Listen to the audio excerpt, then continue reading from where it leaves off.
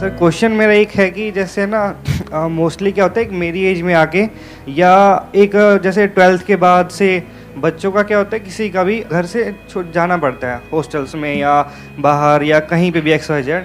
तो उसमें दो कॉन्फ्लिक्ट आते हैं। अब जॉब के लिए भी जाते हैं सारे के सारे। अब उसमें आते हैं कि अब सपोज़ कि मैं हिसार रहता हूँ, तो अगर मेरे को घर पे रहने के लिए फैमिली के साथ मैं वहाँ भी सर्वाइव कर सकता हूँ, बट मेरे को बेटर अपॉर्चुनिटीज़ कहीं और भी मिल रही हैं तो मैं वहाँ भी जा सकता हूँ। बट उस सिनेरियो में मेरे को घर वालों के साथ थोड़ा सा वो करना पड़ता है कि नहीं, वहाँ पे नहीं रह पाऊँगा। जैसे मेरी सिस्टर मैरिड हैं और मैं हूँ सिर्फ, तो घर वालों का कौन ध्यान रखेगा। और ये काफ़ी सारे सर माइंड में आते हैं, समझ नहीं आता क्या करा जाए। जहाँ का प्रेशर ज़्यादा होता है, सपोज घर वालों ने कोई अच्छा खासा पॉइंट मार दिया, ब्रह्मास्त्र से छोड़ दिया कि हाँ ये है वो है, तो वो बंदा वहाँ पे डेड। आग फिर ग्रोथ गई, छोड़ दो उसको। एक है सामने वाले की केयर करना, एक है attachment. Care is love, attachment आपको फंसाता है। तो never act out of attachment, act out of care and love. आपको ये टेंशन हो रही है कि अगर उनको कुछ हो गया तो क्या होगा। अब क्या ये जो आपको टेंशन हो रही है, इसके पीछे कोई वजह है? क्या वो अपनी केयर खुद नहीं कर सकते हैं? अगर ऐसा है तो you need somebody to take care of them. अगर वो फिजिकली उनको कुछ प्रॉब्लम है या कोई बहुत बड़ी बीमारी है जिस वजह से वो चल फिर नहीं सकते हैं या अपना ध्यान नहीं रख सकते हैं, तो फिर देन यू नीड समबडी जो कि उनका ध्यान रख सके उस टाइम के लिए जब आप वहां पर नहीं हो।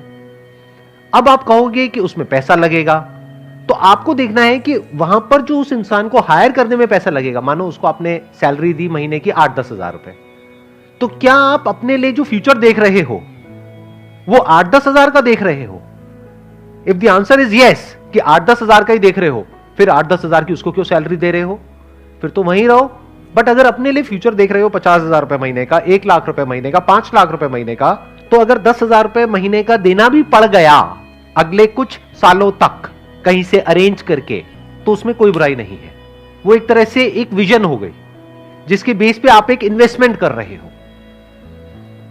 हम सबकी प्रॉब्लम पता है क्या है यहां पर, कि हम सबको पैसे की वैल्यू तो पता है, टाइम की वैल्यू नहीं पता है। मैं आपसे पूछूंगा आपके टाइम की क्या वैल्यू है, सोच में पड़ जाओगे मेरे टाइम की क्या वैल्यू है। और अगर आपको पता होगा तो आपको पता होगा कि कहां टाइम वेस्ट करना है, कहां नहीं करना है। You can by time, do you know that? और जब आप टाइम वेस्ट कर रहे हो तो टाइम खर्च रहे हो। इसको ऐसे देखो, जैसे पैसा होता है ना, एक होता है पैसा कमाना, एक होता है पैसा खर्चना।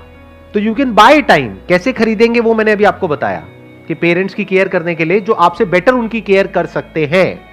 मान लो उनको कोई प्रॉब्लम है तो एक नर्स को हायर कर लिया जो उनकी अच्छे से केयर कर सके।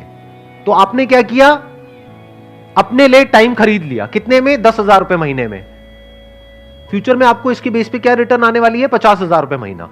तो अगर 4 साल के लिए आपने टाइम खरीदा भी तो वो एक इन्वेस्टमेंट हो गई जिसकी रिटर्न आपको जिंदगी भर आने वाली है। अपने आसपास में देखा है लोगों को सब्जी वाले से लड़ते हुए 5-5 रुपए के पीछे। और अगर आपकी कमाई इतनी है कि 5 रुपए आपके लिए बहुत बड़ा अमाउंट है, तब ठीक है, लड़ो। बट आपका लेवल है महीने का 20,000, 30,000, 50,000, मतलब दिन का कितना हो गया? 1,000, और आपने अपना 1 घंटा खराब कर दिया 10 रुपए के पीछे। ये समझदारी है? बेवकूफी है।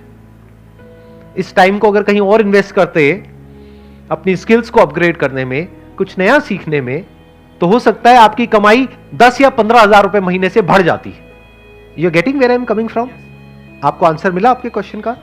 सर जैसे ये तो टेक्निकल पॉइंट्स हो गए सारे। अगर टेक्निकल पॉइंट में समझाते हैं पेरेंट्स को या किसी को, तो वो तो किसी बात के लिए कन्विंस कर लो जब टेक्निकल बात आ जाती है। बट वो बात टेक्निकल आती ही नहीं है ना, बात इमोशनल पे ही रह के खत्म हो जाती है वो। इसको आप इमोशनल अत्याचार भी बोल सकते हो कि बेटा तुम अगर चले गए तो मेरा क्या होगा, ये क्या होगा, वो क्या होगा। That is coming out of what? Attachment.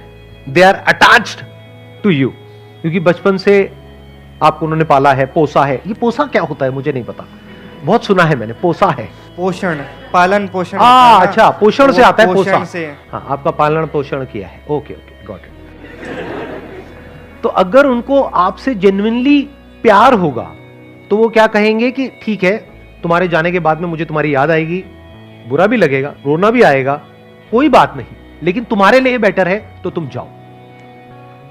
अगर उनकी जो कंसर्न है वो टेक्निकल है तो टेक्निकल का इलाज है, इमोशनल है तो इमोशनल का कोई इलाज नहीं है।